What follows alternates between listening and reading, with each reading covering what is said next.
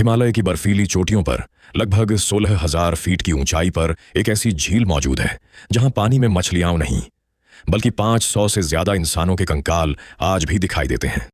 जब वैज्ञानिकों ने इन खोपड़ियों की जांच की तो वे हैरान रह गए, क्योंकि इन लोगों की मौत न तलवार से हुई थी न तीर से, बल्कि आसमान से गिरी किसी अनदेखी शक्ति से। इस रहस्य की जड़ें जुड़ी हैं उत्तराखंड की कुलदेवी माता नंदा से। माना जाता है कि माता नंदा भगवान शिव की पत्नी पार्वती का ही स्वरूप है।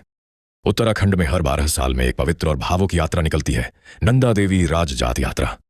यह विदाई यात्रा होती है जिसमें माता नंदा अपने मायके उत्तराखंड से अपने ससुराल कैलाश पर्वत की ओर प्रस्थान करती हैं। यह यात्रा शुरू होती है चमोली के नोटी गांव से और इसका अंतिम पड़ाव होता है होमकुंड। यहीं से माता अकेली कैलाश की ओर बढ़ जाती हैं, लेकिन होमकुंड तक पहुंचने के लिए भक्तों को जिस रास्ते से गुजरना पड़ता है वही रास्ता जाता है उस रहस्यमयी रूपकुंड झील के पास से। कहते हैं सदियों पहले कन्नौज के राजा जसध्वल इस पवित्र यात्रा में शामिल हुए, लेकिन भक्ति के बजाय उनके मन में था अहंकार। राजा नियम तोड़ते हुए अपने साथ ले आए गर्भवती रानी, नाच गाने वाली नर्तकियां और ढोल नगाड़ों का शोर। यह यात्रा भक्ति नहीं, एक राजसी पिकनिक बन गई। माता नंदा अपनी विदाई के समय इस अपमान और शोर को सह न सकी। जैसे ही राजा का काफिला रूपकुंड झील के पास पहुंचा, आसमान अचानक काला हो गया। लेकिन बारिश नहीं हुई। आसमान से गिरने लगे लोहे जैसे सख्त और भारी ओले, इतने बड़े कि मानो क्रिकेट की गेंद हों। छिपने की कोई जगह नहीं थी।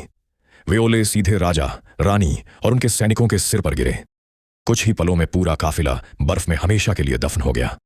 सैकड़ों साल बाद 1942 में जब बर्फ पिघली तो दुनिया ने देखा एक झील जो कंकालों से भरी पड़ी थी। फॉरेंसिक जांच में वैज्ञानिकों ने पुष्टि की कि सभी खोपड़ियों में ऊपर से लगी गहरी दरारें थीं, जो केवल भारी गोल ओलों से ही संभव थीं।